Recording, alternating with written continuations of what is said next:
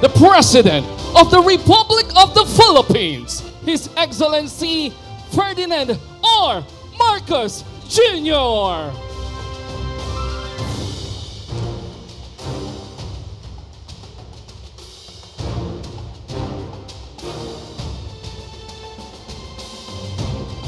Now we are witnessing the President being briefed about the Clark Multi-Specialty Medical Center by the officer in charge, Health Undersecretary Dr. Gloria Balboa, and Architect Daniel Vicente Lichauco, Managing Partner at Archeon Architects, the designer of the facility. They are accompanied by House Speaker Ferdinand Martin Romualdez, Special Assistant to the President Anton Lagdameo, PAGCOR Chairman Alejandro Tenco, BCDA Chairman Delphine Lorenzana, CDC President and CEO Attorney Agnes VST de Vanadera, Bloomberry Chairman Enrique Razon, and Pampanga Vice Governor Lilia Pineda.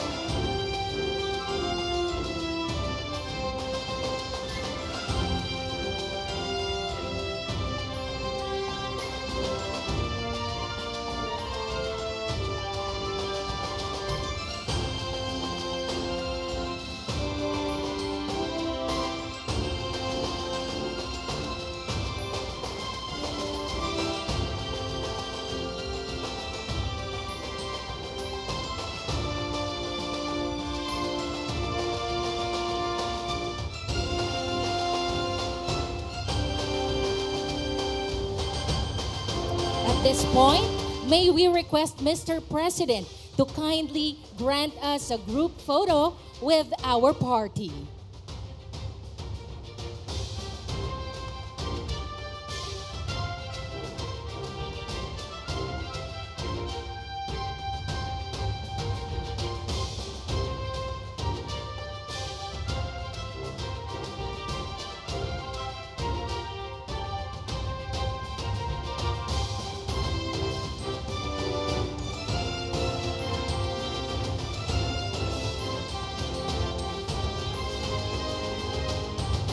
Thank you, Mr. President.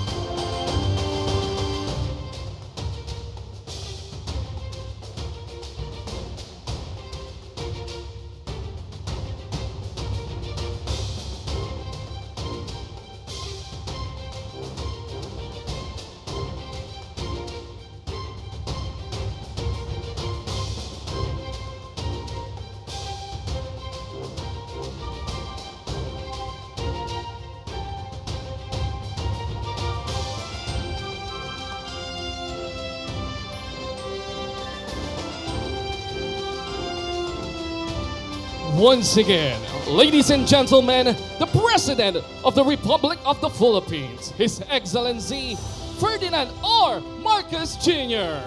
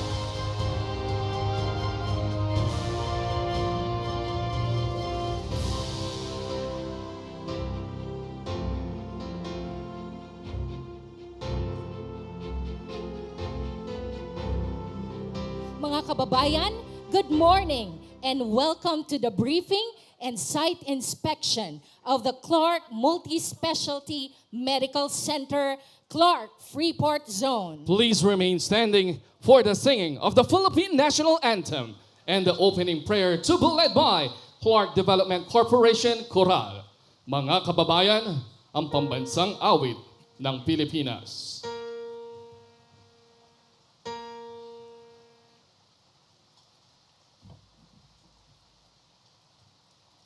Bayang magiliw, wala sa silanganan, alam ng puso, sa dibdib mo'y buhay. Lupang hinirang, duyan ka ng magitin, sa manlulupig, di ka pasisihin. Sa dagat at bundok, sa simoy at sa langit mong bugaw, may dilagang tula at awit sa paglayang minamahal. Ang kisat ng watawat mo'y tagumpay na nagdiningning, ang bituin at araw niya kailan pa may di magdidilim. Lupa ng araw ng buwan, ating pagsinta, buhay langit sa piling mo.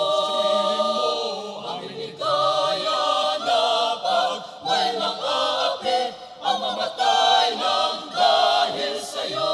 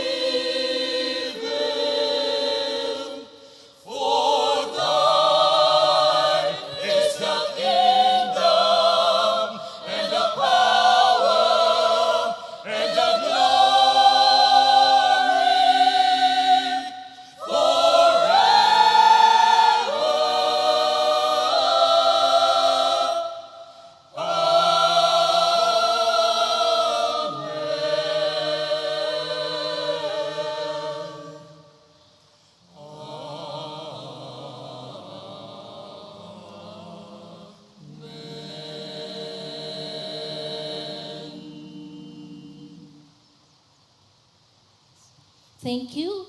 Clark Development Corporation Corral, we may now be seated. To begin our program, may we invite Clark Development Corporation President and CEO, Attorney Agnes VST de Vanadera, to give her warm welcome message.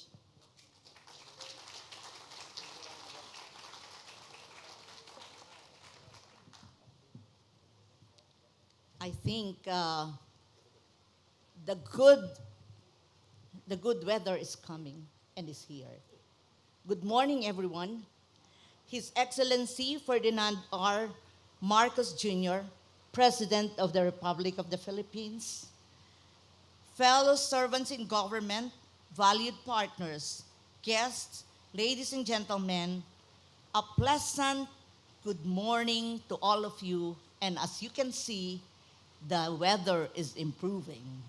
And so, welcome to Clark. With great pride and honor, we have gathered here this morning at the heart of Clark Freeport Zone to witness the briefing and site inspection of the Clark Multi-Specialty Medical Center. This important event, led by our visionary president, President Ferdinand R. Marcos Jr., who in his inaugural State of the Nation address on July 25, 2022, made a promise to the Filipino people to improve our nation's healthcare services through building more specialty hospitals in the regions. And today, we stand in awe of the collaborative efforts between the national government and our valued partners, including the Philippine Amusement and Gaming Corporation, or PAGCOR, the Basis Conversion and Development Authority, or BCDA, the Department of Health, the Provincial Government of Pampanga, the Bloomberry Resorts Corporation, the Bloomberry Cultural Foundation, and our very own, the Clark Development Corporation. And indeed, we feel very lucky that Clark will be hosting the first ever multi-specialty medical center. With remarkable foresight and unwavering dedication, the government has demonstrated a steadfast commitment to advancing our healthcare industry. This initiative creates even more opportunities, a new opportunity for that matter, for a thriving medical tourism industry that will start right here in Clark. And it will introduce a fresh perspective to our country's healthcare sector by attracting more visitors from diverse regions, both within the Philippines and outside the country. We enhance our standing as a premier destination for exceptional medical services at par with renowned healthcare destinations, hopefully like Singapore. Together we embark on a transformative journey, forging the path for a whole-of-government approach to healthcare.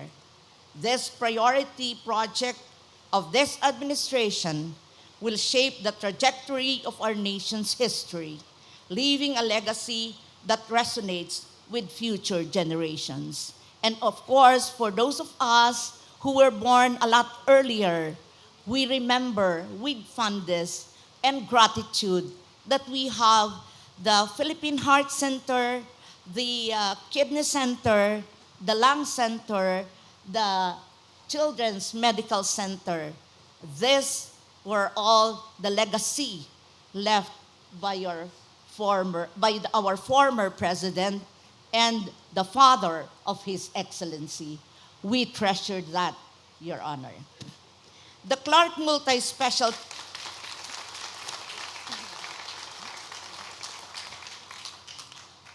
and so to speak, the sun continues with a legacy in the modern age. And for that, we are likewise very grateful, Your Excellency. And so the Clark Multi-Specialty Medical Center will shine as a beacon of hope and healing, embracing its noble mission to provide specialized healthcare services to our fellow citizens. With its state-of-the-art facilities, including a heart center pulsating with life-saving interventions, a kidney center instilling renewed hope for vital transplants, and a children's hospital, cum Cancer Institute, nurturing and safeguarding the precious lives of our young ones. This pioneering center marks the dawn of a new era in healthcare services for our nation. In envisioning a society where healthcare is a fundamental right that empowers and enhances the lives of all citizens, this site becomes a catalyst for transformative change. It adds a valuable asset to Clark's industrial and tourism facets as the first ever multi-specialty medical center dedicated to serving the healthcare needs of our Filipino people. This center embodies unwavering commitment. Thank you, PAGCOR. Thank you, Speaker. Unwavering commitment, and of course, the President of Bloomberry, thank you, Mr. Ricky Rason, unwavering commitment as we need more funds to finish the entire project, and so we can provide excellent healthcare services. Once again, I extend my warmest welcome to all of you, and I express my heartfelt gratitude for your presence today, especially His Excellency. Thank you, and welcome to Clark. Thank you, Attorney De Vanadera. At this juncture, we kindly invite everyone to please direct your attention to the LED wall for the audiovisual presentation of the Clark Multi-Specialty Medical Center project.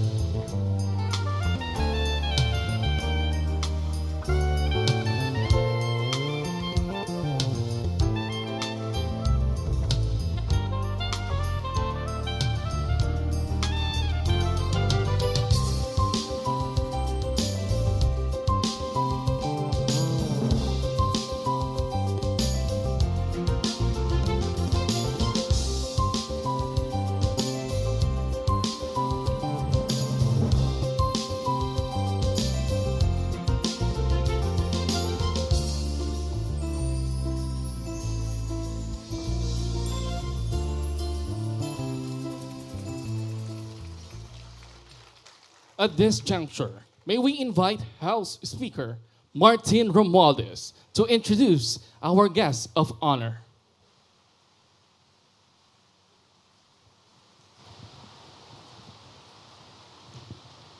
Ladies and gentlemen, the President of the Philippines, His Excellency Ferdinand R. Marcos Jr.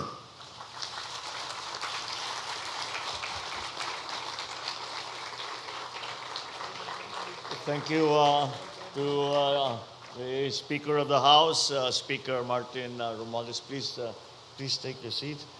The USEC from the Department of Health, Undersecretary Gloria Balboa. The PAGCOR Chairman, Al Tenco. Aba, napalakpakan kagad. Kasi palibasa at funding. Well, they perhaps even the most important element of this PPP that we are talking about is, of course, our good friend and our benefactor, Ricky Rason of Bloomberry. The Clark Development Corporation President, CEO, Agnes de Binadera.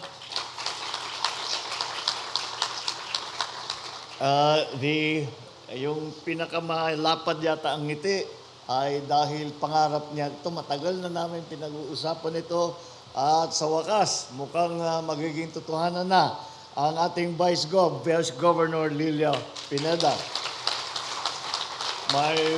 All our fellow workers in government, si Secbel nandito, Governor, and all of the other local government officials who have joined us here on this extremely important day. Good morning to you. And for us, this is a beautiful day dahil kailangan natin yung ulan. Pag bumabangon ako sa umaga at nakikita kong umuulan, ay sinasabi ko siniswerte pa rin ang Pilipinas. Mahal talaga ng Diyos ang Pilipinas. It is, of course, a great delight for me to come here and to be at the site of the new Clark Multi-Specialty Medical Center, or SMC, here now in Clark Freeport Zone in Pampanga. The establishment of the CMSMC is not only part of the State of the Nation Address priorities that I laid out last year, but is also a very important component of the administration's Health Facility Enhancement Program. Aside from the enhancements of our health facilities, the HFEP also claims to widen access to quality healthcare services, especially to those from underserved communities. I'm happy that the province of Pampanga in Region 3 will again have this additional medical facility. It will also cater to patients not only from Region 3, but Regions 1, 2, and Metro Manila for the specialties in the heart, kidney, cancer, and pediatric ailments. Allow me to extend my gratitude to everyone who has made this project possible. The part that we must acknowledge, the part that was played by PAGCOR and the Clark Development Corporation, as they had spearheaded the efforts in coordination with the BCDA, the Department of Health, the provincial government of Pampanga, and other partners to construct this facility. Make sure that we continue to collaborate with one another between agencies, keep an open line amongst each other, and ensure the timely completion of this extremely important project. Rest assured, this administration is determined to bring quality healthcare services closer to Filipino people. We will establish primary healthcare facilities and specialty centers nationwide. I will be reporting to the nation on the progress that we have made in establishing and opening new healthcare centers around the country. But that is the product of our relentless push for universal healthcare, and we will not stop until every Filipino can say they have good access to quality healthcare. I cannot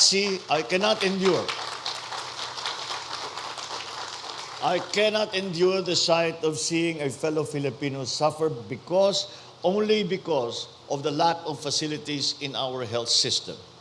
That is why I urge everyone to be part of the solution and put forward innovative alternatives that you believe can help uplift the lives of our fellow men.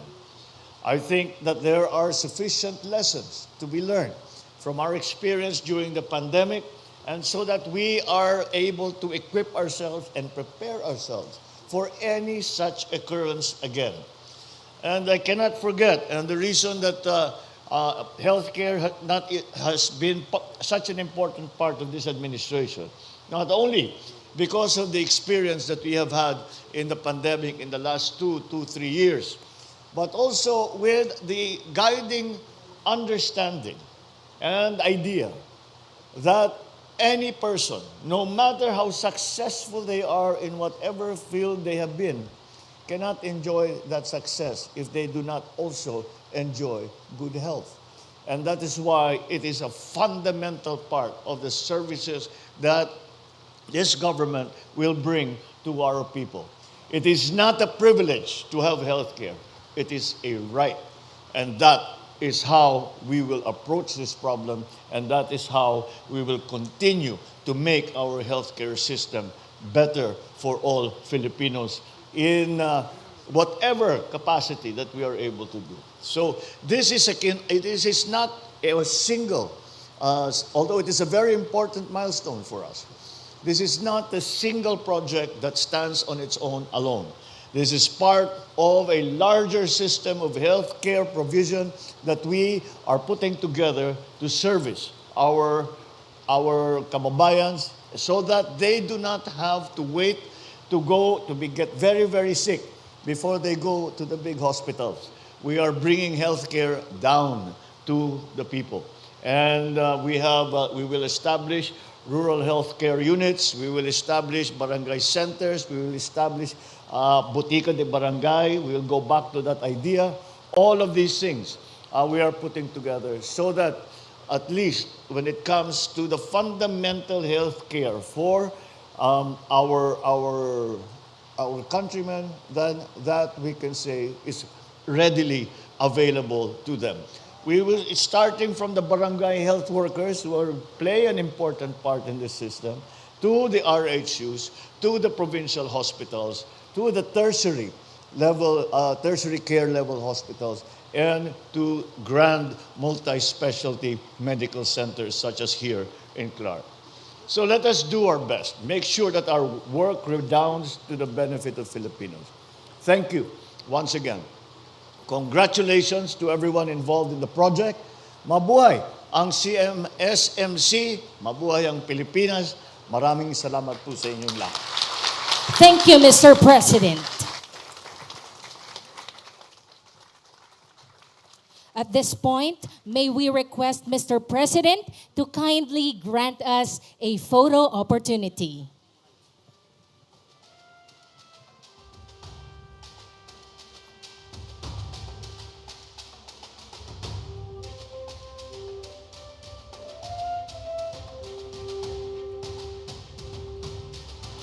May we call on the project partners and the LGU officials. Please come up the stage.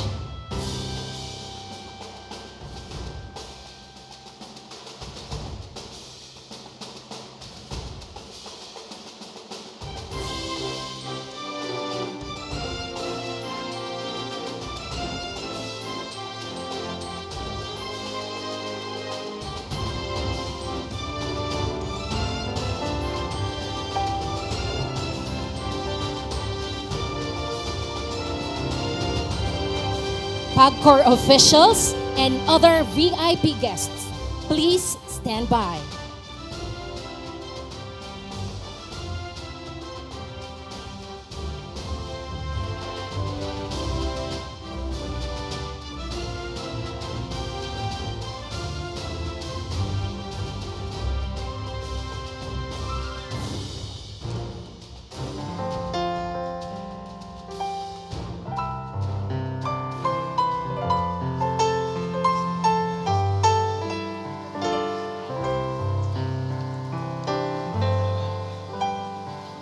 Thank you. May we call on the PAGCOR officials and other VIP guests, please come up the stage.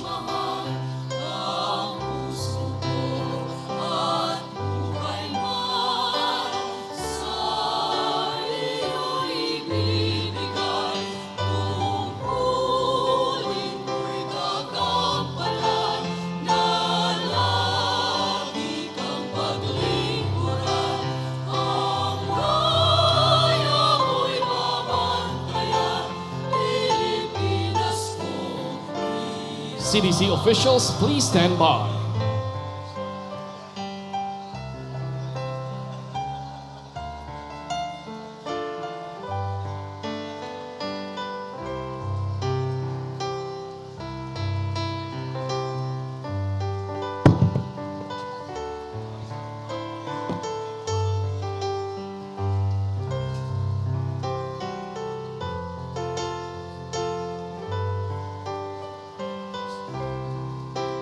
Thank you. May we call on the CDC officials? Please come up the stage.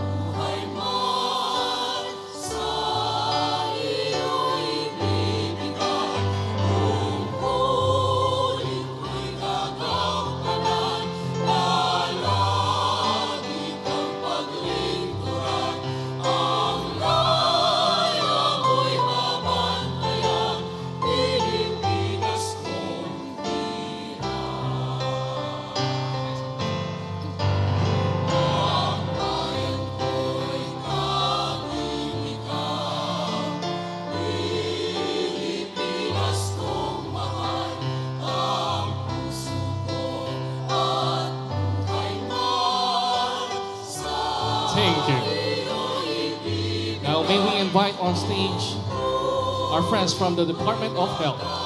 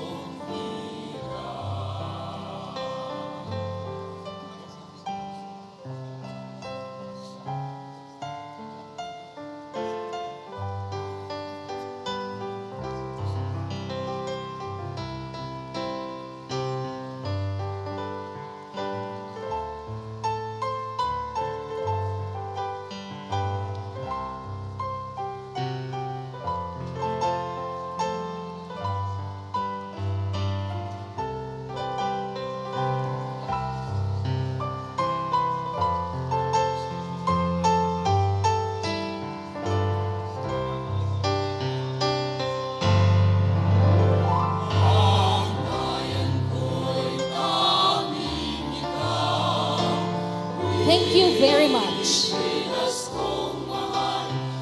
That concludes our program for today.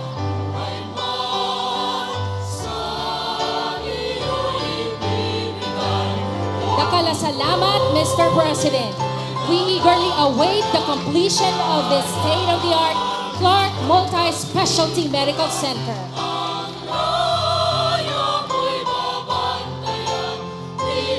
Once again, His Excellency Ferdinand R. Marcos Jr.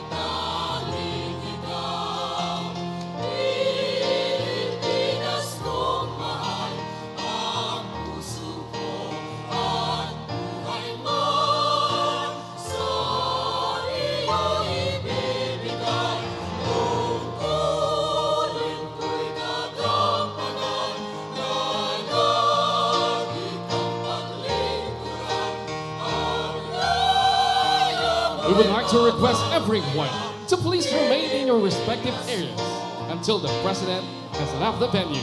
Thank you.